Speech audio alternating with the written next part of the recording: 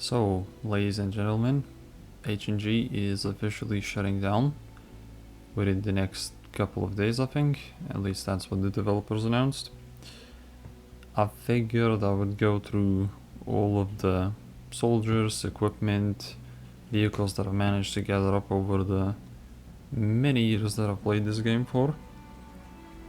I think I haven't quite started from the beginning, but I know that I've played this game back when it was still only available on the browser client. So I guess we can start out with the account stats. I have veteran membership only because developers have provided limitless resources to everybody in the past month or so, I think. So everybody could try out things that they haven't while the game was still active, even though there's barely any people playing it now, so there's that. In this statistics screen, it shows that I've only played for approximately 1.5k hours, but on Steam I think it's around 2.4k, if not more, and that probably still doesn't count the browser playtime. I think this is only in-game, in-match playtime, like when you're actually active and running on the fields. I managed to keep a perfectly balanced 2.0 KD, which is quite reasonable. I'm not the most skilled of FPS players, but I'm satisfied with the result. Apparently, I've traveled over 5,000 kilometers on foot and only 8 kilometers while swimming. Swimming really sucked in this game, so that must be the reason why. Biggest multi-kill, only of 6 sadly, because I wasn't a big fan of using planes, and with any other class it's quite difficult to get multi-kills. All the other statistics are pretty self-explanatory, even though they're not very well visible with this background, but the gun screen is quite representative of what I enjoyed playing. M1 Garand and M1903 being the top two guns that I've played with. I mostly enjoyed playing as American faction because I just prefer the feel of the guns, and I kinda liked playing the more underpowered faction for the most time, since either Soviets or Germany has been the dominant force for the most time of the game's lifespan. My favorite guns were probably semi-automatic rifles, hinted at by M1 Garand, Tokarev, and Gewehr being very high up in the top lists. I think I played most guns before they started adding stuff like flamethrowers and that kind of nonsense later in the game's life cycle, to just grab as much money out of player base as they possibly could by releasing weapons and other equipment at just absolutely unreasonable prices to force you to buy the premium currency. As far as vehicle statistics, top one is of course the 4x4 Bully Jeep that belongs to American faction, followed by Russian Jeep, and then my baby, my favorite tank, M18 Hellcat. There's no other vehicle in this game that I love more than this, and ever since I've spent the amount of time that I did on this game, M18 Hellcat has probably become my favorite tank out of World War II era. All the other statistics are reasonable. I enjoyed playing tanks quite a bit. Mostly American tanks, once again. The only other faction tank that comes into the higher part of the list is D70, but that didn't really last long, the love for that vehicle. What else? Don't think that statistics wise there's anything else to see. We can move on to soldiers. So if we start with the American faction, my main and my first soldier that I officially started the game with, I haven't changed the name of him. I just kept him the way that he was named default by the game. Because back in the day, spending credits and gold, if I had any, was way wiser to do it on guns and other parts of equipment rather than renaming soldiers. So since he was my main guy, he kind of has a little bit of everything and almost any vehicle that you can imagine, and gun for that matter as well. I don't know what this sidecar thing is or when it was even added, but it was definitely after I stopped playing the game actively, which has been like a couple of years back now. So this guy primarily used M1 M2 carbine ever since that one was released. For some time M1 M2 was completely unusable because the developers decided to nerf it to the ground. So Johnson was used instead of that. Besides that, almost every other gun has been bought except some other nonsensical ones and ones that have been added later, because back in the day you couldn't buy weapons of other factions. Some time ago they added that functionality, but as you can see the pricing for the guns is a bit outrageous for even the basic rifles.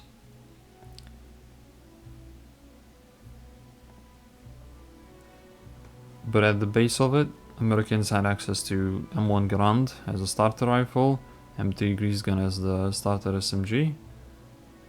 1911 was the basic, the most used pistol probably, I would say. Revolver, this one was the upgraded variant of that, you could say, I suppose, but it was quite expensive. Besides that, the upgraded submachine gun was Thompson. It was way underpowered compared to the MP40 that the Germans had, but it was still quite reasonable. As far as LMGs go, Americans had BAR M1918, which was one of my most beloved LMGs at first, because it has a clean sight and reasonable recoil. M1919 was a good like bullet hose, but the sights were absolutely abysmal and the recoil wasn't really reliable at all, so to speak. And then later on Johnson was added. It's like a mix in between an assault rifle and an LMG, so it worked quite well, but once again, later on it got nerfed. Most factions have the respective variants of the same exact grenades, be it frag grenades, be it anti-tank mines, or be it like sticky or magnetic anti-tank mines. Some might be called differently, some might stay the same across the factions, but it's the same concept. You have regular frag nades, you have like upgraded frag nades, you have anti-tank mines, just in different visual shape, and then you have sticky anti-tank mines, which do less damage, but you can throw them, and you have magnetic anti-tank mines, which do a lot of damage, but you actually have to physically touch the tank to attach them. Offensive grenades and a couple of other things got added later on. You also had bazookas of various kinds as far as anti-tank guns go. Germans had the Panzerwurfmine Lang, which is like a anti-tank dart, I guess you could say. It was a bit silly, but oh well. This was added after I quit the game as well, but I imagine it's also a throwable explosive. anti-personnel mines, the absolute cancer. These used to be a luxury item for people who have way too many credits or gold, because they cost an insane amount of money to repair them after battle. But you could kill a lot of people with these, or just make a lot of people angry, because they're barely visible and they one-shot anybody who touches them, so it was a bit imbalanced. A lot, you could say, if a person has the capital to spend. Some other niche anti-tank weapons, like the Russian Ample emote, was introduced later on. It's like a floop watermelon launcher anti-tank gun that does reasonable damage but has awful range. Granata Busche is like a grenade launcher for German faction, not very useful. M18 recoilless rifle was quite reasonable, but I didn't get to use it that much. More anti-personnel mines. The Frames Panzerschreck, which was really beloved by one of the more popular YouTubers back in the day who covered H&G. There were some melee weapons, nothing too special. Melee weapons were used more of as like a meme content producing rather than an actual useful equipment piece. You could traumatize some recons camping up on hills with them. And then some like field gear is what they call it. Medkits, which got added later on in the game's lifespan. And binoculars, which rarely ever got used by regular classes. They were more used by tank crewmen to spot other tanks. Speaking of, we can move on to the tank character, which was probably the second one that I made in the game, because me and my friends were really interested in the tank gameplay, which was quite different back in the day compared to what it is now, ever since it's been changed to like a wannabe War Thunder damage scheme and some other absolute nonsense. Back in the day, it used to be that most of the tanks would just two-shot each other as long as they were in the same class. So it was who's gonna see who first and can hit the weak spots. But tank crewmen didn't get to use that many guns. I have an M1 Garand on my tank crewman because back in the day, once again, you had to transition from a regular infantry soldier into a tank crewman, into a recon, into a pilot, as you progressed and unlocked those classes. So yeah, tank crewmen only had access to SMGs, pistols, and like a specialty rifle, in this case M1A1 carbine, which is a semi-auto rifle that fires SMG rounds basically. Very little damage done by it, but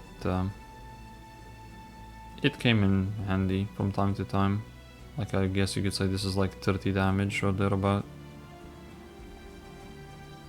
So it was last ditch effort if you were forced out of your tank or if you had somebody attaching anti-tank mines. So my favorite tank of them all, M18 Hellcat. Spent an insane amount of time playing this vehicle. Loved every second of it. Probably the fastest tank in game. With a nice gun, great mobility, absolutely no armor, which is to be expected, but you know. Then for the heavy tank, oh yeah, the classes.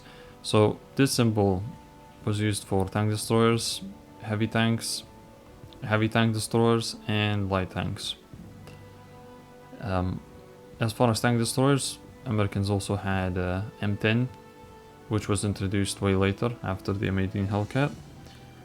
It's like a younger brother of M18. It has more armor, but it's slower and the gun is less powerful. If it comes to heavy tanks, the M26 Pershing, which is not a heavy tank, nor has it ever claimed to be, nor is it portrayed as one in any other game or any like form of media or like historical documents or anything. It's a medium tank, but HNG developers decided for some reason to make it a heavy tank, which is nonsensical, but it is what it is. And it has been like that since quite early into the game's development. And Jumbo, which is the lower tier of heavy tanks, was added quite a bit later alongside some other tanks. Even though Jumbo is the lower tier tank, it can bounce a lot more shells compared to the Pershing, and it just has a stronger armor profile because at the end of the day it's Sherman with some extra armor plating. Heavy tank destroyers, it's basically the same tank from what I can guess. I think that probably uses the Jumbo leg hull, and it has the same M36 turret on it. And heavy tank destroyers are just more armored tank destroyers who are capable of dealing with heavy tanks more effectively.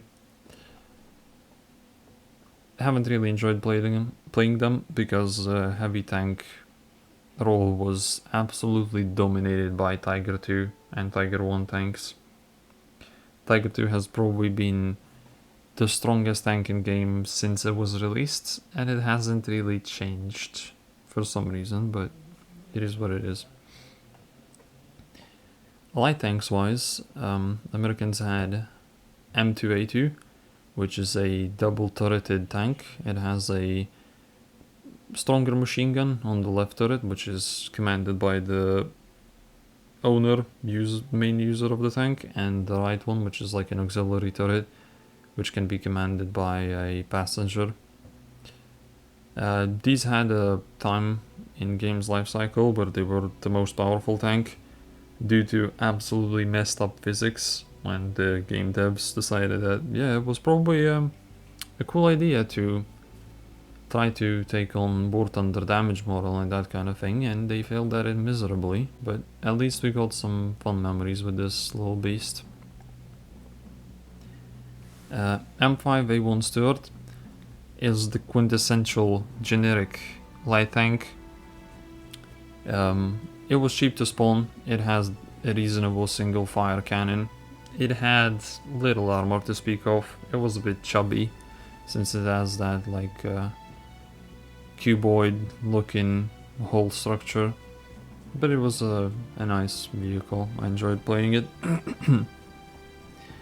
And Chaffee back in the day was probably the strongest light tank, because it had a 76 or 75 mil gun, which is absolutely unheard of for a light tank class. So it could easily destroy all other light tanks within 2 shots. And for example, Stuart or the other like Panzer 38T took like 4 shots to destroy other light tanks. So it wasn't very balanced, but it cost an insane amount of money to spawn it back in the day. But that would be about it as far as tanker goes. I had a lot of secondary infantrymen, which were made for like specific purposes. In the beginning I only had this one soldier, maybe a couple of them, just so I could bring different weapons into battle, just in case the situation demanded for it, because you can change equipment in battle. But this guy was focused on semi-auto rifles, basically fighting from mid-range, and a non-scoped M1903, because I prefer that gun without a scope, because infantry used to get pretty abysmal scopes back in the day. Like Americans had a T-post scope, it's no longer that. This is quite a bit more reasonable, but they used to have a T-post scope, which is an awful concept for a scope, but that's a whole another topic. So this is my recon. I wasn't a recon enjoyer, so to speak. I just had one, just to have one basically. The only difference between infantrymen and recons is that you could have a 8 times scope compared to 1.3 and 2 times scopes on regular infantry soldiers. Besides that, they were similar, if not the same. They had less equipment slots, I think, compared to... Yeah, they have 2 less equipment slots compared to regular soldiers, which is a bummer. They did have some special vehicles though. Like every single faction had their own support, like almost a mini tank, you could say, vehicle for the recons. The American M8 Greyhound was one of the worst of them. The recoil from the gun made the whole vehicle shake a whole lot, and it was made out of paper, and you could easily kill anybody inside of the vehicle if you get above it, or even from the front, because these slits were open, I think, by default, just like you see them on the M20. Didn't get to use the M20 or the cut-off Stuart chassis myself, but the Greyhound was pretty bad.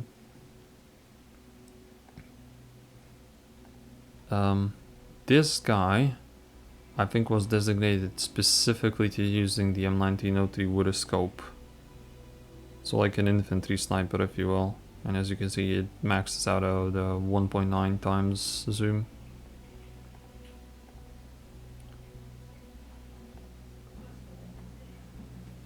This guy was my LMG specific guy.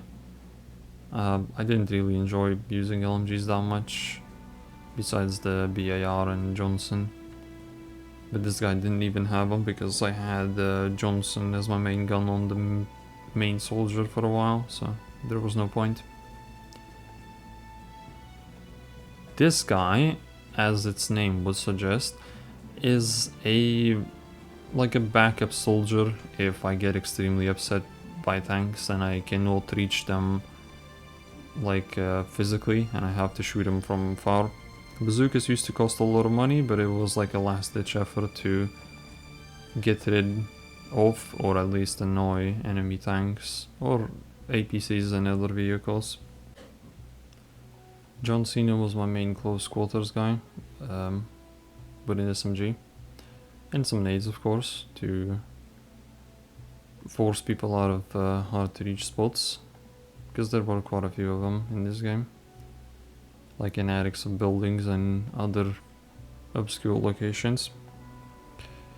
This guy, name is also quite descriptive of its purpose. He was focused on killing tanks effectively by both like time to kill and costs, because Haftvorladungs were really effective at the trait. So this guy's main goal was to get close to tanks, plant as many of these anti-tank mines on them, not mines but explosives, I guess you could call them, and then just go away or continue on hunting them, because I think I had a ammo supply crate on the back of my truck, yep, so I could resupply as much as I need of these, and just a basic rifle to defend myself. Paratrooper, no specific dedicated name for it, was using a Johnson. This guy was also a transitional soldier, like he went from a regular infantryman to a paratrooper back in the day, that's why he has a BAR. And I don't think that I've used anything much besides Amon Garand and Johnson on him. Paratrooper wasn't my most enjoyed class. Mr. Fixer was a repair specialist with a basic grease gun to protect tanks and other vehicles that are being repaired with the wrench and within close proximity, with a golden mechanic perk. for quick repairs, which was key to help your teammates to stay alive in tanks or repair your APCs and other vehicles, or stolen tanks for that matter. Plan B is my alternative tanker, which had different tanks compared to the main tanker, just so I could have as wide of a variety of tanks as I physically could when going into battle. Because not every battle in this game had like tank opposition, so there was no point spawning tanks which were good at killing other tanks, for example, or expensive to spawn if all you had to deal with was infantry. A pilot that I barely played because I wasn't good at it, nor did I enjoy the concept of it. This guy, I think, was just like a dedicated melee character, maybe? I don't really remember what I used him for, but this soldier, I have no idea what was the goal with him either, but he's a paratrooper, so he must have had a goal of some kind. If we move on to the German faction, which I also have quite a few soldiers in, but not as many as the American faction. My top soldier for this faction, surprisingly, is the tanker, because I didn't play German infantry as much as I did tanker, which was my main focus. But Germany was the last faction that I bought soldiers for or got into playing.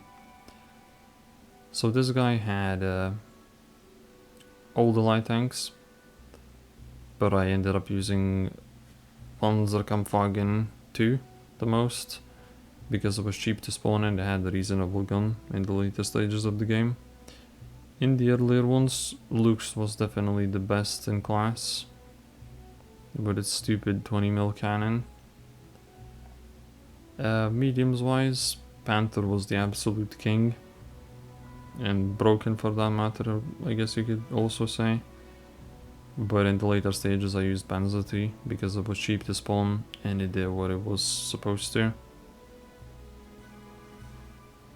Panzer IV was underwhelming, a big box to just shoot at pretty much. Heavy tanks, both Tiger and Tiger II were absolutely broken, but Tiger II was very expensive to spawn. As far as German tank destroyers go, there was the Hetzer and Stug. Hetzer was quite well armored and reasonably fast and cheap to spawn, but I didn't like it that much because of its easily pinnable sides, which were quite weak. Stug, on the other hand, only really had armor on its top part, and it also had really flat sides. It was a bit bigger than the Hetzer, which didn't really go well for it, so to speak. It was still a reasonable vehicle, but I think most players preferred the Hetzer, judging by the amount of them I used to see back in the day in battle over Stug. The German heavy tank destroyer was the Panzerjäger, Jagdpanther basically. It's a German heavy tank destroyer pretty much. It had a very nice front upper slope, reasonable lower plate as well, flat sides once again. It was quite fast for a heavy tank destroyer. The gun was beastly, but I didn't play it much because it was expensive, and when you were playing German faction and tanks, you used to see very little opposition because none of the other faction players really enjoyed playing against German tanks, especially heavy ones, because there wasn't really any competition. So whenever you used to play as a German tanker, especially with heavy tanks, usually, even though quite a few players had the ability to spawn tanks on American or Soviet side, none of them would, because it was just a certain death. without any other options unless you have a few friends to play with alongside to counter tigers. But besides that, it was just a tragedy pretty much. As far as German tanks go, I think that would be it. As far as my infantrymen, this was my main quote-unquote soldier, who used a bit of everything, but mostly Sturmgewehr, because STG was, and probably still is, one of the, if not the best assault rifles in this game. It has good damage, good recoil, a large magazine, quite a lot of spare ammo capacity, good recoil, good sight. It's just a very nice all-around gun. But once again, I haven't really played Germans as much as Americans or Soviets for that matter. My secondary guy was a LMG enjoyer. Germans did have very nice LMGs. All three of their LMGs have had periods in the game's lifespan where they were best in slot or close to it. MG13 is probably the most accurate and usable LMG out of the low capacity magazine wise LMGs that have, I think, 20 or even lower rounds in the magazine for this one. I don't remember exactly how many. MG34 was just a good old reliable, reasonable fire rate, good damage, good accuracy. But for the most time of the game's lifespan, it was definitely surpassed by MG42, which was a reasonable representation of this gun, but not great as far as balancing goes, because for many years this gun was the most broken infantry gun in the entire game. It had very little recoil, which was also very manageable. It had basically no bullet deviation. It had large magazines and stupid fire rate, so you could absolutely destroy anybody who tried to stand in your path with this. Only many years after the introduction of this gun did it get nerfed, after which it almost became unusable, and that's when it was surpassed by MG34 and later on even the MG13 to some extent.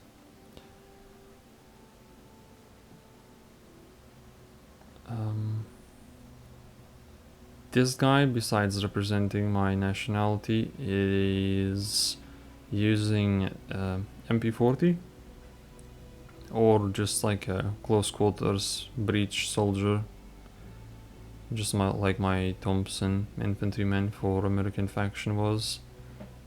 MP40 was definitely the superior SMG to Thompson though, but that's about it. Hans was a medium to long range infantryman using a semi-auto rifle, in this case G43, and a very nice P38 pistol. This was probably one of the best feeling pistols in the entire game, at least in my humble opinion.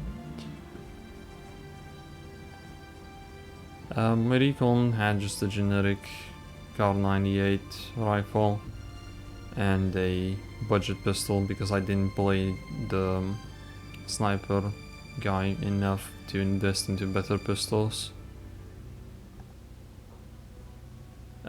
Jeff was the dedicated anti-tank guy with a Panzerschreck, which at the time was quite a bit more effective at taking out tanks compared to bazooka counterparts. Flying Hands was a powder guy, and I only really made him just so I could taste the FG42, because when it was released this was a really popular gun and everybody was raving about how good it is, and it for the most part was. Johnson later on added similar functionality to American faction.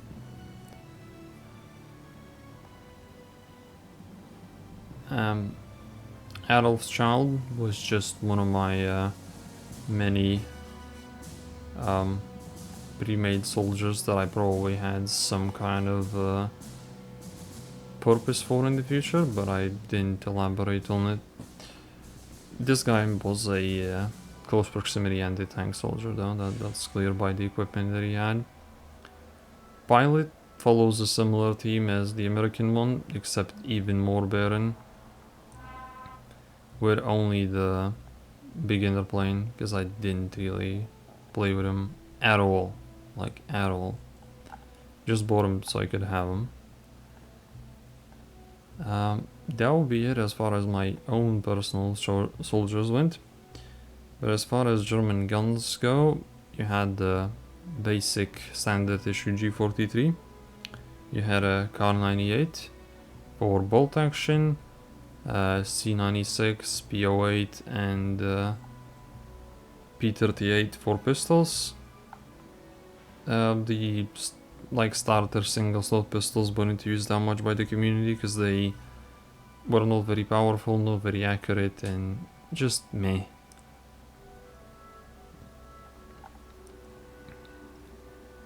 Germans could also equip a bolt action rifle, apparently it's classified as in here, but Panzerbüsche, which was a direct counter to the Soviet PTRD, aka like anti-tank rifle.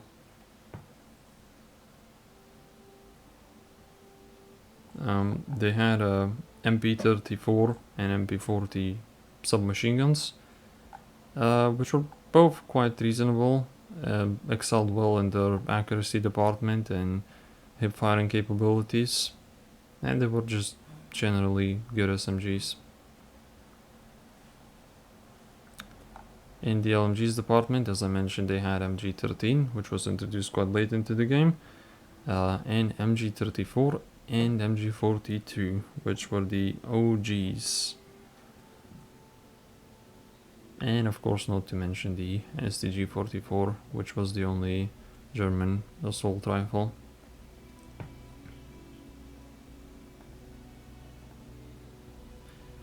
Now for the Soviets. My main Soviet guy was probably played similarly lengthily as the American main soldier was, except I didn't enjoy the Soviet faction as much later on. I remember I started playing the game a bit before the Soviets got introduced as a faction, but I didn't play them that much when they were released initially. We did try out the tanks quite early on, but not the infantry, if I remember right. But my main soldier had a bit of everything, as per usual, so I switched in between all the guns. As far as Soviet arsenal, they had a SVT-40 for their standard issue rifle, which had the fastest rate of fire of any semi-automatic rifles in the game. It didn't have the greatest accuracy or any other special abilities besides, I think, quite a high damage per shot with the highest damage bullets. Yeah, kind of, but not too incredible. I have two SVT-40s because at some point in the game developers introduced a feature called bundles. I don't know if they're still here. Oh yeah, they are. So yeah, you could buy these bundles. I think this might have been the one that I bought as well, where you could buy a gun with a specific skin, only limited to the bundle, and some upgrades already that came along. You still had to unlock the ability to use all those upgrades, but they were included in the bundle, quote unquote. Um, so, besides that, they had a crappy low slot pistol. Then they had a Tula Tokarev 33 as far as pistols go, and I think, yeah, there was a Nagant M1895, which was a reasonable revolver. As far as SMGs, you had the PPD and PPSH. PPD was always my most disliked SMG out of any factions, because it was very slow rate of fire, very high deviation for the bullets, low damage, low range, and it compensated for all of that with a massive magazine, which didn't really make up for any of those downsides in my opinion. PPSH was the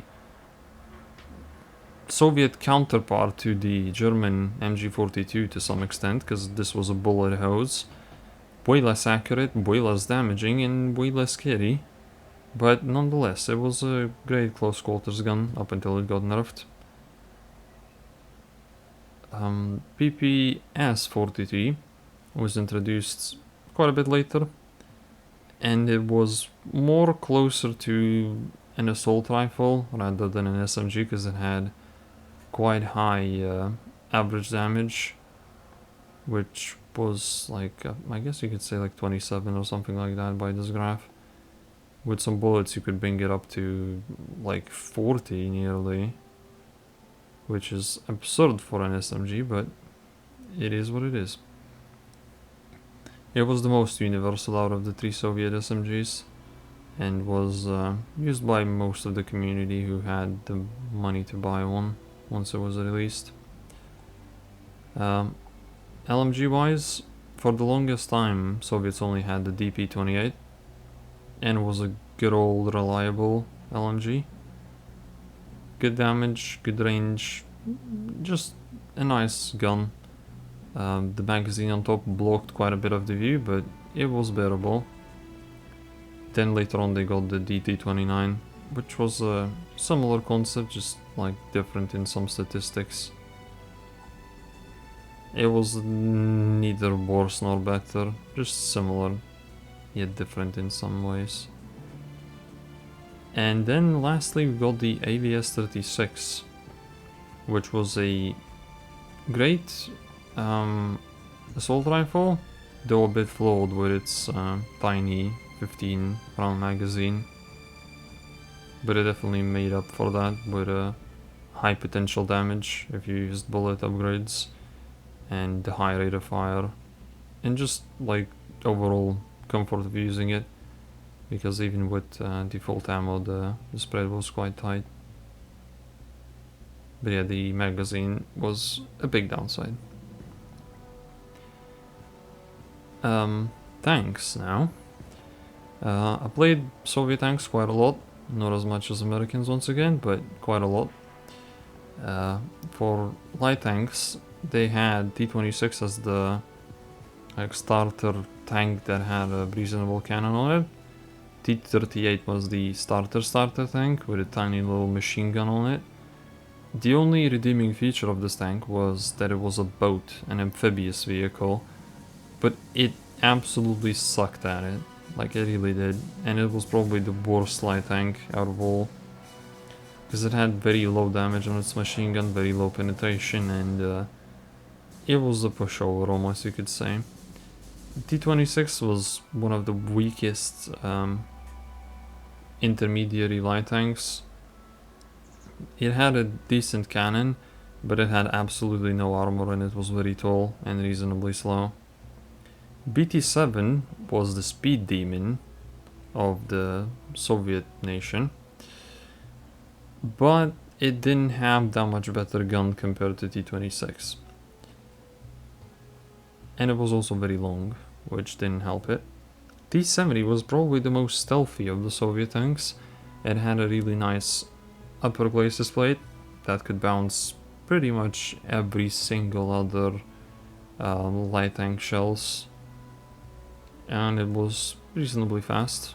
and had a decent gun, so it was the best overall Soviet light tank, but it cost quite a lot to spawn it. But I definitely preferred it over the others.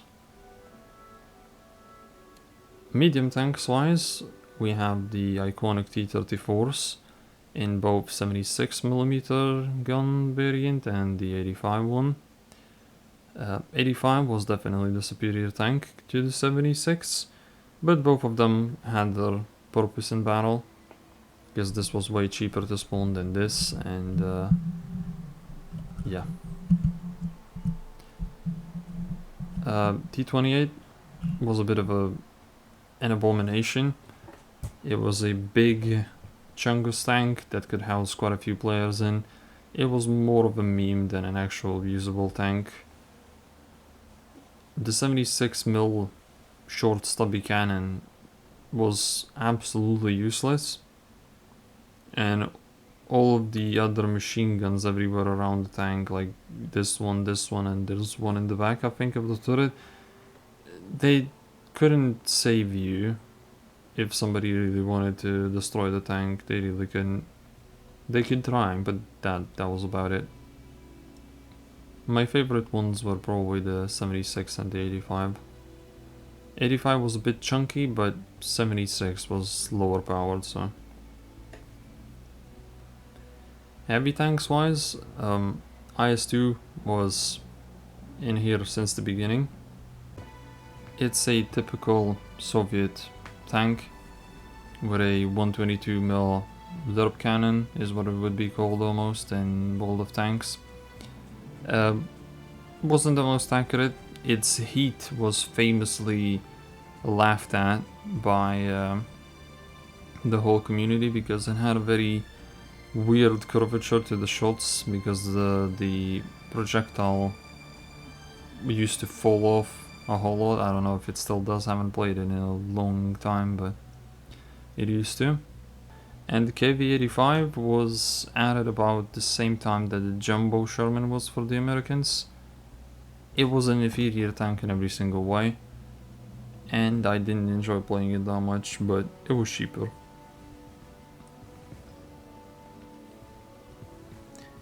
Tank destroyers wise, we had Su-85, which was the OG. One of my most enjoyed tanks as well, probably second or third after the Hellcat, because it was fast. It was a wedge shape, which was really handy for flipping other tanks. It had a good gun, good accuracy, good penetration, because it was a tank destroyer. It was a bit long, but it wasn't that tall, so it could still quite easily be concealed behind obstacles or bushes. Su-76, absolutely abysmal, no armor anywhere, gun mediocre at best, and the rear mounted turret doesn't help, so meh. Su-100, similar concept to the 85, just slower, more armored, bigger gun, obviously. But once again, didn't get to play it much, because not that many people enjoyed playing heavy tanks against Germany. One of my many secondary soldiers for Soviets was a dedicated PTRD guy.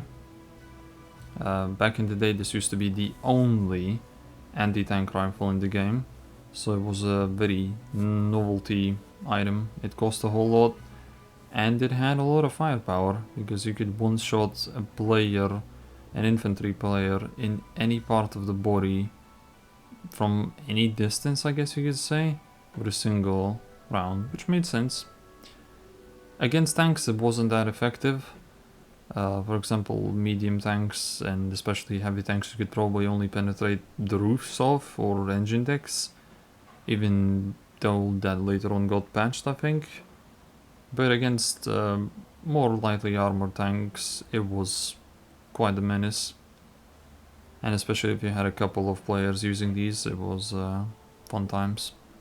I think they were used more against planes by a large part of the community rather than tanks.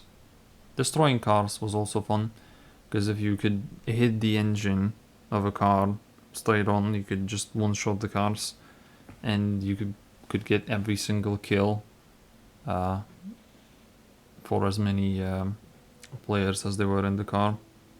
Very beneficial for early game kills. Drankruski Jr. was a medium to long range semi-auto scoped sniper guy, almost, you could say. Nothing too special about him. Strongman was the Rajbi Sukablet soldier, using a SMG of some kind, some nades for smoking people out, and first aid. Speaking of, this guy was dedicated LMG guy. I guess I forgot the Maxim Tokarev machine gun. I didn't get to use it much, but I would imagine that it's similar to M1919 in concept. This guy, I guess, mainly used the bazooka or the Empulimot for medium range tank encounters. My Soviet paratroopers weren't really invested in much, if at all, hence the PPD only. My Soviet pilot did have a Yak-9, but that was about it.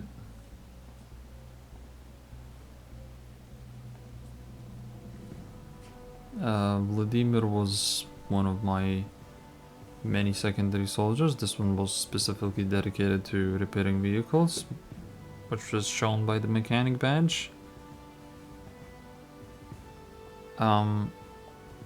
My sniper is generic, just like the other two factions, wasn't played that much. And this is a character that I haven't really done anything with, apparently. So I forgot to mention, obviously, that Soviets also had a bolt-action rifle, Mosin Nagant, which is quite bad of me, but at least I mention it now. What I also remembered is that I haven't shown all the planes that were in game as well. I haven't played any, if many of them myself, but I guess it would be good, like historical material to show them off. So for light planes we had Polikarpov RZ for the Soviets. For medium fighters we had Yak-9, which was the OG. We had Mikoyan Gurevich MiG-3, and we had a Lavochkin LA-7. Haven't played with these or encountered these at all. And for the heavy fighters or bombers we had a Petlyakov P3 bis. Now for the German planes we had a Henschel HS for the light planes, sorry. For the medium fighter ones we had a Messerschmitt Bf-109D1, Messerschmitt Bf-109E4, and Focke-Wulf FV-190. Don't know like in what arrangement these go, like which is the stronger, which is the weaker, because I once again didn't invest much time into them, and most of them weren't even present when I played. But for heavy planes we have a Messerschmitt Me-410. As far as the American planes go, we have a Curtiss 052 Owl plane, which was quite fun to play with for as much as I did play it.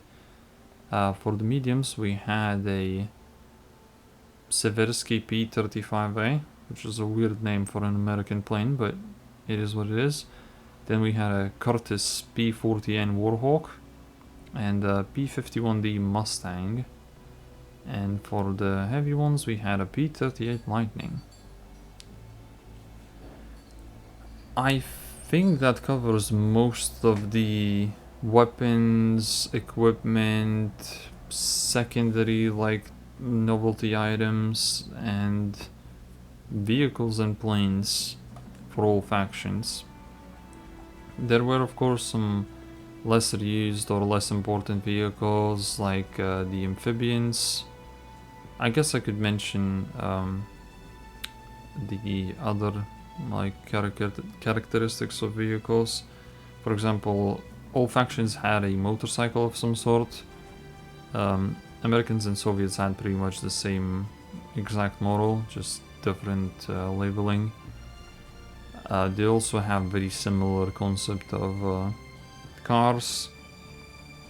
Only the Germans had like a different model, completely different, which was the Kugelwagen. All factions had a starter armored personnel carrier truck, which served as a mobile spawn point, which was absolutely overpowered, and they had a upgraded version of it as well. There's many badges and other random crap that you could earn in this game after a lot of grinding, but I don't really see the point of going over all of them, perhaps, because it's not as impactful or as relevant, and it kind of came by as like natural part of progression with soldiers. There were some skins, but once again, it's not really that relevant as far as unlocks go, I would say, because skins were mostly dependent on like how much credits and gold you had. I didn't really ever had any gold at all, so to speak, because I didn't plan on investing any real money into this game, because I was studying for most of the time that I was playing this game. And as we all know, students don't really boast high budgets, especially when it comes to gaming. So I only put on skins on my most used soldiers, because the prices of them, as you can see, are quite high. Of course, you can't really see like how expensive they would be with the infinite money that they gave to everybody, but like back in the day, this used to be expensive as hell. Like you could buy a gun for this price, a functional gun that you could equip on any of your soldiers. Full like body camos were even more expensive and outrageous. This is probably similar price to what you could buy a PTRD for back in the day, which is absolutely outrageous. I didn't play the game when the different skin colors were added, or faces, or however you want to call this, so I haven't really changed any of that.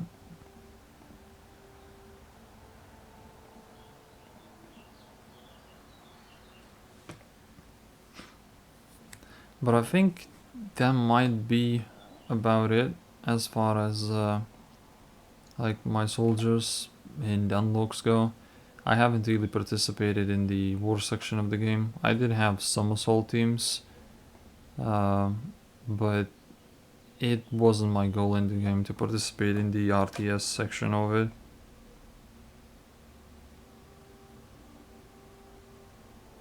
I'm not sure what this screen is supposed to represent, but I guess it's like some sort of global account progression with a general score of some kind. Battle passes were also added after I quit the game, so I didn't get to partake in those either. Store, you could buy soldiers of various ranks in it. The higher the rank you buy outright, the higher the price, but you could buy them for both credits and gold, even though the credit prices are outrageous for higher level soldiers. But you didn't have to buy a high level one, you could level them up. But your level did impact how much money a soldier earned. As you can see, on every single level almost you have increases to payment per hour. It didn't change that much, but every little penny counted back in the day.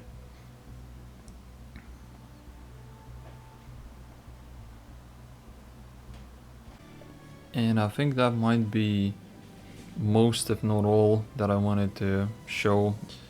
But I'm sorry for any mispronunciations of any guns, tanks, or any other words that I probably mispronounced multiple times over the video, but it is what it is. I'm not really a native speaker in English, Russian, or especially German. I can speak in English and Russian, but none of those are my native languages. It's a bit sad to see the game go, but it has been going downhill for many years now. And I guess there's no saving it now at this point. So it is what it is. I spend a lot of time playing it. I had a lot of fun with my family members and friends. A lot of great moments were had, a lot of new friends were made, and I guess you could say a lot of time has been wasted since the game is shutting down, but at the end of the day, I was having at least some fun while playing it for majority of the hours of playtime that I do have clocked in. So it wasn't as much of a waste as you could think. But hopefully this game survives in some shape or form. Maybe it's gonna get revived by the community. I'm not sure how feasible that is. But if not, I guess we're gonna get HNG 2, even though that doesn't really look promising at all. But only time will tell. I haven't invested much time into this game in the past few years, so it doesn't really feel devastating to me at all that it is shutting down. It's just a bit sad to see that any sort of progress that I or any player who has put a lot of their time into this game will have all of their progress permanently removed, wiped clean off of the surface of the earth. Which I guess is the downside of fully multiplayer games with no single player element to them, or no way to preserve them in any other way. But it is what it is. It has been an honor playing with every single player that I have managed to play alongside over those many years that I have played the game. I don't have too many players on my friend list, but I'm pretty sure that most, if not all of them that are in there, I have had at least a battle or two with. So yeah, let's see how HNG 2 turns out, if it ever does come out.